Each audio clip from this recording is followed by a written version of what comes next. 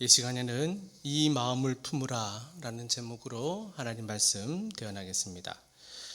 우리가 살아가는데 참 필요한 것들이 참 많이 있습니다. 여러 가지 필요한 것들, 여러 조건들, 여러 환경들이 필요한데 그 중에 가장 또 귀한 것 뽑으라 그러면 바로 물이 아닐까 생각합니다.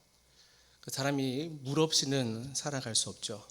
목이 마를 때 또 물을 마셔야 되고, 또 아침에 일어나면은 물로 또 세수도 해야 되고, 농사 지을 때도 물이 있어야만 농사를 지을 수 있고, 우리가 음식할 때도 또 밥을 지을 때도 물이 있어야만이 음식도 하고 요리도 할 수 있습니다.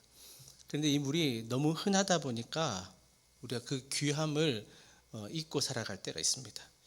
하지만 물은 하나님께서 우리에게 주신 아주 귀한 생명의 선물이라는 것입니다. 근데 이 물이 참 신기한 게 있습니다. 물이 참 신기한 게, 이 물을 우리가 이제 학교 때 배운 것처럼 그 화학식으로 표현하자면은 그 H2O라고 우리가 이제 화학식으로 표시를 합니다. 이게 무슨 말이냐면은 그 수소 원자 두 개하고 이제 산소 원자 하나가 결합이 되어서 우리가 이걸 물이다라고 이제 표현하는데, 그러니까 물 자체가 실온에 그대로 있으면은 그냥 물이에요. 그냥 물. 근데 이게 물을 끓이면 어떻게 됩니까? 수증기가 되죠. 자, 그 수증기 역시 화학식 기호는 H2O 그대로라는 거예요. 반대로 이 물을 얼리면 어떻게 됩니까? 이제 얼음이 되죠. 고체가 됩니다. 이 고체가 된 이 얼음도 화학식 기호는 그대로 H2O라는 사실이에요. 그러니까 모습은 달라졌지만 그 본질은 변하지 않는 것입니다. 온도에 따라서 모양이 바뀌고 또한 그 형태가 달라져도 그 본질은 H2O, 물 그 자체다라는 거예요. 여러분, 우리 성도의 삶이라는 게 바로 그런 것입니다. 우리가 살아가면서 여러 환경들을 만날 때가 있어요. 때론 형편이 좋을 때도 있고 또 형편이 어려울 때도 있고요. 또 성공의 가도를 달릴 때도 있고 또 실패의 그 좌절을 맛볼 때도 있습니다. 자, 그렇지만 우리는 여러 환경이 바뀌어도 바로 예수 그리스도를 믿는 믿음의 사람이라고 하는 그 본질만큼은 우리는 변하지 않는 것입니다. 예수 그리스도를 믿는 믿음의 사람, 그 본질은 늘 변할 수 없는 거예요. 자, 그리고 물이라는 걸 여러분 우리가 우리가 접할 수 있는데, 특별히 또 한자에서 보면은 그 물을 뜻하는 물수변이죠. 그 물수변을 가지고 있는 그 한자들이 참 많이 있습니다. 그 중에 몇 가지를 좀 보여드리려고 하는데, 먼저로는 우리가 이제 강자를 볼 수 있게 됩니다. 강자. 대표적인 물수변을 가지고 있는 한자예요. 강은 어떻습니까? 물이 흐르고 또 큰 줄기를 이룰 때 강이 되는 거예요. 강은 머물지 않아요. 계속 흘러가게 됩니다. 낮은 곳으로 흘러가게 돼요. 마침내 이제 그 강은 이제 생명의 줄기가 되고 이제 바다로 향하게 됩니다. 다음 글자는 바다 해자예요. 이것도 마찬가지로 물수변을 가지고 있습니다. 그 바다는 이제 여러 강에서 내려오는 물을 품는 것입니다. 그러니까 작은 시냇물, 또 큰 강에서 내려오는 물, 또 그런 강에서 내려오는 물은 깨끗한 물도 있겠지만 또 흙탕물도 있을 수 있습니다. 그 바다는 그 모든 것을 다 품어주는 거예요. 그러니까 성도의 마음도 마찬가지예요. 주님의 은혜 안에서 모든 것을 품을 수 있어야 되는 거예요. 이해할 수 있게 되고 또 사랑할 수 있는 마음이 바다처럼 있어야 되는 거예요. 세 번째 보면요, 씻을 세자입니다. 씻을 세자. 물은 또 더러운 것을 씻는다 했어요. 그 물로 씻어내는 것입니다. 우리의 영혼도 그렇습니다. 세상을 살다 보면은 마음의 죄가, 영혼의 죄가 묻을 때가 있습니다. 그럴 때 우리는 말씀 앞에서 늘 씻김을 받아야 돼요. 또 하나를 볼게요. 이번에는 눈물 루자입니다. 바로 회개를 의미하는 것이죠. 눈물은 뭡니까? 우리 몸에서 나오는 물이긴 하지만 이게 그냥 나오지 않아요. 마음에서 흘러나오는 물이에요. 진정한 회개가 있을 때 눈물이 나오게 되는 것이거든요. 그러니까 다윗이 죄를 깨닫고 눈물로 회개했죠. 베드로도 그가 예수님 모른다 부인하고 닭이 울고 밖에 나가 심히 통곡했다라는 거예요. 그러니까 그 마음에 눈물이 나왔다라는 거예요. 그러니까 이 눈물이라는 것은 바로 회복의 시작을 의미하는 거예요. 또 한 글자 마지막 보면은 법자입니다. 자, 여기도 보면 물수변이 들어가요. 이 법이라는 글자는 바로 이거예요. 한쪽으로 치우치지 않는 거예요. 물이 아래로 흐르는 것처럼 물은, 이 법이라는 것은 항상 정도로 가야 된다는 거예요. 사람의 법이라는 것은 미흡할 수 있습니다. 그러나 하나님의 말씀은 완전한 것입니다. 하나님의 말씀은 물처럼 우리의 마음을 씻고 또 낮아진 마음으로 은혜로 흘러간다는 거예요. 자, 여러 가지 물의 모습을 우리가 보았는데, 이 물의 모습을 보면 생각나는 분이 누가 계십니까? 바로 예수 그리스도라는 사실인 거예요. 예수님은 하나님의 본체이시만, 하늘의 영광의 주님이시지만 우리를 위해 이 땅에 육신의 몸을 입고 이 땅에 오셨고, 자기를 비우고 종의 형체를 가지셨고, 또한 자기를 낮추시기에 죽기까지 복종하셨어요. 그런데 죽으심으로 마침내 우리의 죄까지 담당했다라는 거예요. 그래서 오늘 본문 5절에서 이렇게 말하죠. 너희 안에 이 마음을 품으라. 곧 그리스도 예수의 마음이니 라는 거죠. 우리 신앙의 생활은 바로 이것입니다. 예수를 믿는 믿음의 고백에서 이제는 예수님의 마음을 품는 사람, 즉 예수님의 마음을 품는 삶으로서 살아가야 되는 것, 즉 예수님의 마음을 품고 또 이 땅에 그리스도인으로 온전히 살아가기를 주님의 이름으로 축원합니다. 자, 먼저로는 우리는 환경이 바뀌어도 우리는 주님의 사람이라고 하는 본질만큼은 바뀌지 않는 것이죠. 앞서 말씀드린 것처럼 물이라는 것이 온도에 따라서 모양이 바뀌었습니다. 그 자체 실온에 있을 때는 이제 액체 물이고, 또 이제 물을 끓이면은 수증기가 되고, 또 얼리면은 고체 얼음이 된다 했습니다. 모습은 달라졌습니다. 그렇지만 그 본질은 변하지 않는 거예요. 여러분, 우리 삶도 마찬가지 아닙니까? 우리 인생에도 여러 삶의 계절이 있어요. 생각해 보세요. 내 삶의 계절이 어떤 계절을 보냈는가? 지금 마치 나는 지금 봄과 같은 계절인가? 아니면은 정말 풍성한 수확을 거두는 가을과 같은 계절을 보내고 있는가? 아니면 혹시 이 가운데도 지금 정말 내 마음의 어려움과 또 고통 때문에 정말 겨울에 그 매서운 찬바람보다도 더 추운 그 아픔의 계절을, 겨울을 보내고 있지 않는가 생각하게 되는 거예요. 자, 그렇지만 우리는 믿음의 사람이라는 것은 결코 변하지 않는 것입니다. 역할도 그렇습니다. 어떤 형편도 달라질 수 있습니다. 그러나 우리는 이 본질만큼은 변할 수 없어요. 자, 그런데 오늘 바울은 예수님을 이렇게 증거하고 있어요. 6절을 볼까요? 6절 같이 읽습니다. 시작. 그는 근본 하나님의 본체시나 하나님과 동등됨을 취할 것으로 여기지 아니하시고. 예수님은 근본 하나님의 본체이십니다. 하늘의 영광과 찬송과 경배를 받기에 합당하신 분입니다. 그런데 그분이 우리를 구원하기 위해 이 땅에 인간의 몸을 입고 이 땅에 오셨습니다. 그렇죠? 마구간에 태어나셨고 목수의 아들로 살아가셨어요. 자, 그러나 여러분, 중요한 게 뭐예요? 그 본질은 잃지 않았다는 거예요. 마구간에서 태어나셨지만 마구간에 누우셨지만 하나님의 아들이십니다. 이 땅에 요셉의 아들로서, 목수의 아들로 살아가셨지만 하나님의 아들이라는 건 변함이 없습니다. 죄인들과 함께 식사하고 죄인들을 품으셨지만 죄가 없으신 분이에요. 십자가에 달려 죽으셨지만 우리를 구원하신 왕이라는 사실은 변하지 않는 거예요. 여러분, 이 마음을 우리가 품으라라고 바울은 이야기하고 있는 거예요. 이건 무슨 이야기예요? 우리가 좋을 때만 성도라는 것이 아니라 좋거나 나쁘나 어려운 날이 있어도 우리는 늘 주의 믿음의 사람, 성도라는 것을 잊지 말아야 되는 거예요. 그러니까 교회 안에서만 우리가 성도네라는 게 아니라 늘 직장의 삶에서도 또 사람과의 관계 속에서도 그리스도의 향기를 우리는 나타내야 되는 것이죠. 우리 요셉을 한마디 가만히 생각해 보세요. 요셉, 아버지의 귀한 아들로 지냈지만 형들에게 팔림을 당해서 그 종으로 살았었고, 또 억울하게 누명을 쓰고 감옥에 들어갔습니다. 이제 죄수가 되었습니다. 그렇지만 감옥에서 그 인생이 끝날 줄 알았지만 그게 아니었죠. 총리의 자리까지 올라가게 돼요. 그러니까 요셉은 여러 가지의 옷을 갈아입었어요. 아버지 곁에 있을 때는 그 채색 옷을 입었다 했죠. 종으로 살아갈 때는 종의 옷을 입었고, 또 감옥에 있을 때는 죄수의 옷을 입었고, 총리의 자리에 있을 때는 그 화려한 총리의 옷을 입었어요. 그러나 요셉의 마음 중심에는 늘 자기가 하나님의 사람이라는 것을 늘 잊지 않고 살았던 거예요. 그러니까 그가 이제 나중에 형들에게 이야기하는 게 뭡니까? 창세기 50장에서 당신들은 나를 해하려 하였으나 하나님은 그것을 선으로 바꾸사.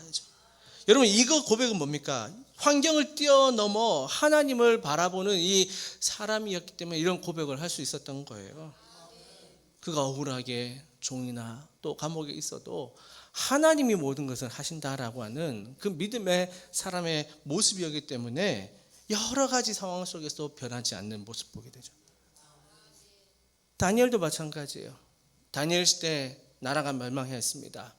젊은 시절 나라가 멸망하여 나라가 무너져 이제 포로로 바벨론에 끌려가게 됩니다. 포로로 바벨론에 끌려갔을 때 그 모든 삶은 바뀌게 돼요. 그의 이름도 바뀌었습니다. 그의 형편도 바뀌었어요. 그가 먹는 음식도 바뀌었어요. 살아가는 모든 환경이 다 바뀌었어요. 자, 그러나 다니엘의 마음 가운데 늘 변하지 않는 것이 있어요. 그 바벨론의 왕궁에서 살아도 그는 하나님 앞에서 뜻을 정하여 살았어요. 하나님의 사람으로 살았어요. 그래서 다니엘이 말하는 게 뭡니까?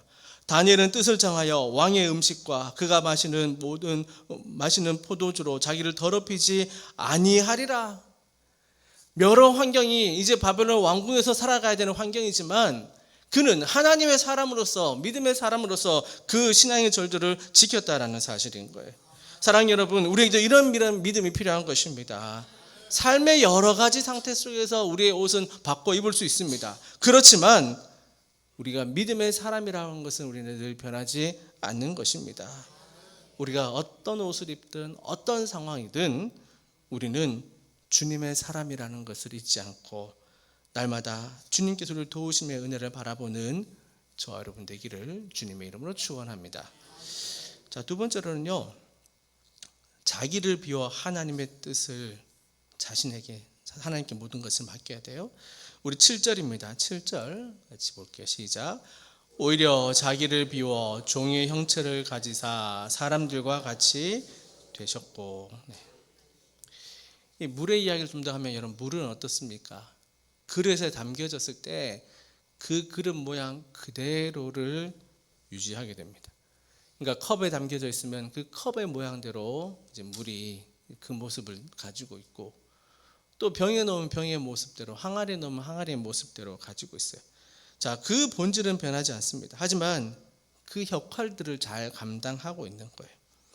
여러분, 우리 신앙에도 이런 마음이 필요해요. 여러분, 누구나 다 고집이 있어요. 고집이 있고 또 자기 모양대로, 또 자기 하던 대로 하는 그런 마음이 있습니다. 그렇죠? 내 생각이 옳다고 또 판단이 되내고 있어요. 내 생각이 맞고 내 방식이 맞다라고 주장할 수도 있습니다. 자, 그러다 보니 어떻게 돼요? 가정에서도 보면은 내 말이 받아들여져야 마음이 편하죠. 가정에서도. 또 교회에서도 마찬가지예요. 내가 원하는 대로 일이 진행되어야만 만족이 될 때가 있습니다. 그러나 여러분, 우리 기억하십시오. 마음이 자기 자신으로 가득 차 있으면은 하나님의 뜻이 들어갈 자리가 없다라는 거예요. 그러니까 오늘 7절에 이야기하잖아요. 오히려 자기를 비워 종의 형체를 가지사 사람들과 같이 되셨고, 예수님께서 그러셨다라는 거예요. 자기를 비우셨다라는 거예요. 하늘의 영광을 내려놓으셨다라는 거예요. 이것은 무슨 이야기입니까? 하늘의 영광을 내려놓으시지만 예수님은 하나님 아들이라는 사실은 늘 변함이 없는 것입니다. 여전히 하나님의 아들이신 거예요. 자기의 영광만 내려놓았을 뿐이지 하나님의 아들로서 우리의 구원자라는 사실은 늘 변하지 않는 것입니다. 그래서 우리가 이 예수님의 마음을 우리는 품어야 되는 거예요. 이 마음을 품으라는 거예요. 예수님은 자신으로 가득 찬 마음이라 아버지의 뜻으로 가득 찬 마음을 살아가신 것 아닙니까? 그 성경에서 보면은 하나님께서 사람을 사용하실 때 이 자기 자신을 비우는 역할들을 먼저 하십니다. 자기 자신을 비우는 것. 모세가 그랬어요. 모세는 애굽의 왕궁에서 자라났습니다. 왕자로서 학문도 익혔고 또 왕자로서의 지위도 있었고 또 여러 가지 권력이 있었습니다. 그 사람을 보면은 야, 정말 저 애굽의 왕궁에서 왕자로서 살아갔기 때문에 이스라엘의 지도자로서 모든 것이 준비되었다, 이런 모습을 사람은 생각할 수 있어요. 그러나 자기 힘으로 자기 동족을 구하려고 했을 때 그는 철저하게 실패하고 맙니다. 그러니까 광야로 도망가게 되는 거예요. 도망갔어요. 하나님은 곧바로 모세를 사용하지 않습니다. 광야에서 훈련이라는 것은 그 모세의 속에 남아있는 어떤 왕자로서의 그 생각, 자신이 아직도 권력자라고 하는 그 생각, 모든 것을 다 내려놓게 하셨어요. 그리고 오직 하나님만 의지하도록 그는 만들었습니다. 하나님께서 그를 부르셨어요. 모세를 통하여 자, 이제 너에게 임무를 주었을 때, 그러나 모세는 모든 것이 낮아져 있는 상태였잖아요. 모세가 뭐라고 이야기합니까? 출애굽기 3장에 보면요, 모세가 하나님께 아뢰되 내가 누구이기에 바로에게 가며 이스라엘 자손을 애굽에서 인도하여 내리이까. 모든 것이 다 내려져 있는 상황인 거예요. 자, 그런데 하나님께서는 그에게 이렇게 이야기하죠. 내가 반드시 너와 함께 있으리라. 하나님께 쓰시는 사람 바로 이런 사람이에요. 내가 누구이기에 라고 고백할 때, 내 것을 내려놓고 정말 자신의 모든 것을 다 내려놨을 때 하나님께서는 비로소 내가 너와 함께 하겠다, 하나님의 사람으로서, 이제 하나님의 종으로서 하나님의 뜻을 이루는 사람으로서 쓰임받게 되는 줄 믿습니다. 베드로 역시 마찬가지였어요. 예수님께서 잡히시기 전날 밤 그는 철저하게 다짐했어요. 정말 죽을지언정 배신하지 않겠습니다. 근데 예수님께 잡히셨을 때 어떻게 했어요? 3번이나 주를 모른다 부인하였습니다. 자, 베드로 말에는 정말 주님을 향한 사랑이 있었어요. 마태복음 26장에 볼까요? 베드로가 대답하여 이르되 모두 주를 버릴지라도 나는 결코 버리지 않겠나이다. 이 말씀, 이 말이 베드로의 고백이었어요. 그러나 가장 부끄러운 밤을 보내지 않습니까? 예수님께서 잡히시고 닭이 울기 전 그 3번 부인하였어요. 철저히 무너진 가운데 예수님께서는 베드로에게 찾아오셔요. 내가 나를 사랑하느냐라고 물으십니다. 다시금 그의 영혼을 회복시켜 주시는, 그 성령을 받은 후에 자신을 의지하는 사람이 아니라 나사렛 예수 그리스도를 의지함으로 살아가는 그 베드로의 모습을 우리는 보게 됩니다. 사랑하는 여러분, 우리도 비워져야 됩니다. 비워야 될 것은 내 생각과 내 고집이 비워져야 돼요. 마음속에 있는 것들을 내려놓아야 되는 거예요. 그러니까 여러분, 우리의 삶의 배경도 여러 가지가 있습니다. 때로는 모세처럼, 때로는 베드로처럼 주님께서 우리를 부르실 때가 있습니다.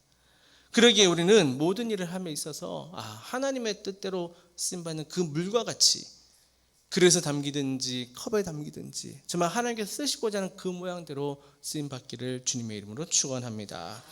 물은 담기는 그릇을 탓하지 않습니다. 어떤 그릇에 담겨 어떤 모양인지 자기 자신 그 그릇을 탓하지 않습니다. 우리 하나님의 사람도 마찬가지입니다. 어떤 사람은 우리가 앞에서 섬길 수 있습니다. 그리고 뒤에서 도울 수도 있어요. 어떤 사람은 말로 위로할 수 있어요. 하지만 어떤 사람은 손으로 봉사할 수 있습니다. 어떤 사람들은 많은 사람들이 보이는 앞에서 섬길 수 있어요. 하지만 어떤 사람은 정말 보이지 않는 자리에서도 섬길 수 있다는 거예요. 자, 그래서 중요한 건 뭡니까? 각자의 자리가 달라도 주님께 드려지는 섬기는 모두가 다 귀하다는 사실인 거예요. 우리는 이것을 알아야 되는 거예요. 하나님, 오늘 나를 비우시고 내 뜻보다 주님의 뜻이 이루게 하옵소서. 이 믿음의 고백이 되기를 주님의 이름으로 축원합니다. 이처럼 물은 이제 또한 높은 곳에서 낮은 곳으로 내려가잖아요. 높은 곳에서 낮은 곳으로 계속 흘러내려가요. 큰 강을 보면 저 많은 물들이 과연 어디서 왔을까, 이런 생각이 들 때가 있어요. 자, 그러면서 그 강이 흐르는 곳마다 어떤 일이 일어납니까? 나무가 자라게 되고요, 시편의 말씀처럼 정말 계절마다 열매를 맺게 되는 거예요. 그 물이 흐르는 곳마다 생명이 살아난다는 거예요. 자, 그래서 오늘 본문 8절에 이렇게 이야기합니다. 예수님은 낮아지심을 통해서 같이 읽습니다. 시작. 사람의 모양으로 나타나사 자기를 낮추시고. 아멘. 예수님은 가장 높은 하늘의 영광에서 가장 낮은 이 땅에 내려오셨어요. 내려오심으로 죄인을 살리는 구원의 길로 가셨습니다. 예수님께서 낮아지셨기 때문에 우리가 살아나는 것입니다. 예수님께서 십자가의 길까지 가셨기 때문에 우리가 구원받게 되는 것입니다.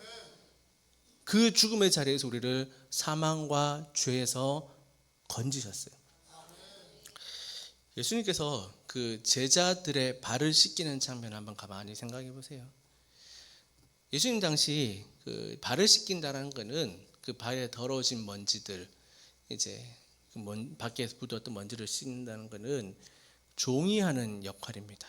종 중에서 가장 낮은 위치에 있는 종이 그 주인의 발을 씻는 거예요. 자, 근데 예수님께서 제자들과 함께 있는 자리에서 겉옷을 벗고 수건을 허리에 두르시고 물을 떠서 제자들의 발을 씻기셨어요. 말로만 섬기라 하지 않았습니다. 그 발을 씻김으로써 섬김의 모습을 보여줬어요. 자, 그런데 제자들의 발을 씻겼을 때 누구를 씻겼습니까? 베드로의 발을 씻겼어요. 곧 예수님을 모른다 부인할 베드로의 발을 씻겼어요. 또 누구를 씻겼습니까? 가룟 유다의 발을 씻겼어요. 예수님을 곧 가룟 유다의 발 또한 씻기셨다는 거예요. 예수님을 모른다 부인하는 사람, 자신을 배신할 사람까지도 예수님께서는 씻기셨다는 거예요. 그게 바로 예수님의 마음이다라는 거예요. 여러분, 이게 낮아진다는 게 정말 말처럼 쉬운 일이 아닙니다. 사람은 누구나 높임받고 싶어 하기 때문이에요.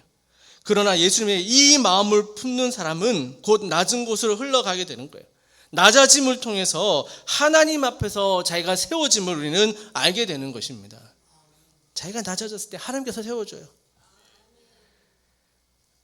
아브라함이 이제 가나안 땅에 머물면서 그 조카 롯과 함께 보내면서 어떤 일이 생겨요? 그 가축이 더 늘어났다 했잖아요. 아브라함 식구하고 롯의 식구들이 같이 지내는데 두 가정에 가축이 많아지자 두 사람의 그 목자들 사이에 서로 다툼이 있었다 했어요. 자, 이때 이제 아브라함하고 롯하고 이제 서로 이제 땅을 나눠 가기로 했어요. 그러면 누구에게 먼저 권한이 있을까요? 당연히 나이가 많은 아브라함이거나 아니면은 그 삼촌이 되는 아브라함이 먼저 우선권을 가지게 되는 게 보통적인 생각일 거예요. 자, 하지만 하나님의 약속을 받은 아브라함은 그런 마음이 아니었어요. 먼저 롯에게 먼저 좋은 땅을 선택하라고 합니다. 그리고 아브라함은 나중에 자기가 선택하겠다라는 거예요. 창세기 13장 9절에 보세요. 내 앞에 온 땅이 있지 아니하냐? 나를 떠나가라. 내가 좌하면 나는 우하고 내가 우하면 나는 좌하리라. 먼저 롯에게 선택권을 줍니다. 아브라함이 양보했어요. 여러분, 이게 어떻게 보면요, 우리의 현실적인 문제로 봤을 때 이게 마치 손해보는 것 같습니다. 왜 먼저 좋은 것을 줄까? 왜 먼저 기회를 줄까? 자, 그러나 하나님은 그 낮아진 아브라함을 잊지 않으십니다. 롯이 떠난 후에 하나님께서는 아브라함을 부르십니다. 그러면서 뭐라고 이야기해요? 눈을 들어 동서남북을 바라보라. 그리고 그 모든 땅, 내가 밟는 모든 땅을 너에게 주리라 라고 이야기합니다. 사람 앞에서 먼저 낮아졌을 때 하나님께서 더 큰 은혜를 주시는 모습을 보여주지 않습니까? 우리는 기억해야 돼요. 다윗도 마찬가지였어요. 자기가 많은 인기를 얻었습니다. 그래서 사울 왕이 미워해서 자기를 죽이려 하지 않습니까? 또 자기를 따르는 그 많은 이제 부하들도 있었어요. 한 번은 다윗이 사울을 딱 죽일 수 있는 결정적인 기회가 왔었습니다. 이 기회를 통해서 사울을 죽이고 자기가 왕이 오를 수 있었어요. 그렇지만 다윗은 사울을 죽이지 않습니다. 오히려 사울을 살려줍니다. 그리고 사무엘상 24장에 보면 이렇게 하죠. 내가 손을 들어 여호와의 기름 부음을 받은 내 주를 치는 것은 여호와께서 금하시는 것이니. 다윗이 그 당시 힘이 없어서가 아니라 하나님을 경외했기 때문에, 하나님을 믿었기 때문에 자기의 그 억울함을 통해 자기의 손으로 해결하지 않습니다. 하나님께 모든 것을 맡기는 다윗을 보게 돼요. 여러분, 우리 교회가 아름다워지는 길도 바로 이거예요. 모두가 높아지면 어떻게 돼요? 사공이 많으면 배가 산으로 간다 했어요. 하지만 누구는 낮아져야 되고요. 누구가 먼저 손을 내밀어야 되고, 누구는 먼저 조용한 곳에서 정말 섬길 때 여러분, 오히려 그곳에 은혜가 넘치는 줄 믿으시기 바랍니다. 물은 낮은 곳으로 흐르기 때문인 거예요. 오늘 본문에 분명히 이야기합니다. 8절에 사람의 모양으로 나타나사 자기를 낮추시고 죽기까지 복종하셨으니 곧 십자가에 죽으심이라. 사랑하는 여러분, 우리가 도리어 관심 가져야 될 것이 뭐예요? 낮은 자리. 우리가 기억해야 될 것이 뭡니까? 오늘도 여러분, 우리 주변에 우리 함께하는 성도들 가운데 이 영혼의 목마름이 있는 분들이 있다라는 거예요. 영혼의 목마름, 이 갈증이 있는 분이 있다라는 거예요. 어떤 분들은 정말 먹고 사는 문제 때문에 힘들어하고 있고요. 어떤 사람들은 정말 마음의 문제 때문에 괴로운 분도 분명히 있다라는 거예요. 그런 분들에게 우리는 정말 이 여름철 시원한 냉수와 같은 그 낮은 자의 마음이 우리에게도 필요하다라는 사실. 솔로몬은 잠언에서 이야기합니다. 먼 땅에서 오는 좋은 기별은 목마른 사람에게 냉수와 같으니라. 정말 목마른 사람에게 냉수와 같은 우리 믿음의 귀한 성도들의 모습이 되길 축복합니다. 예수님께서 낮아지신 것처럼 우리에게 이 마음을 품으라는 것처럼 우리도 낮아짐으로써 또 우리 어려운 상황을 돌보고 정말 서로에게 냉수와 같은 믿음의 삶이 되기를 주님의 이름으로 축원합니다. 예수님께서는 겟세마네 동산에서 기도하셨습니다. 아버지의 뜻대로 해달라라고 기도했습니다. 내 뜻대로가 아닌 아버지의 뜻대로 해달라고 기도했습니다. 여러분, 우리도 이런 마음을 품어야 되는 것입니다. 내 뜻이 아닌 하나님 아버지의 뜻을 품고 살아갈 때에 여러분, 우리의 신앙은 결국 그곳에서 바로 드러나게 되는 것입니다. 오늘 우리는 물을 통해서 예수님의 마음을 우리는 바라보았습니다.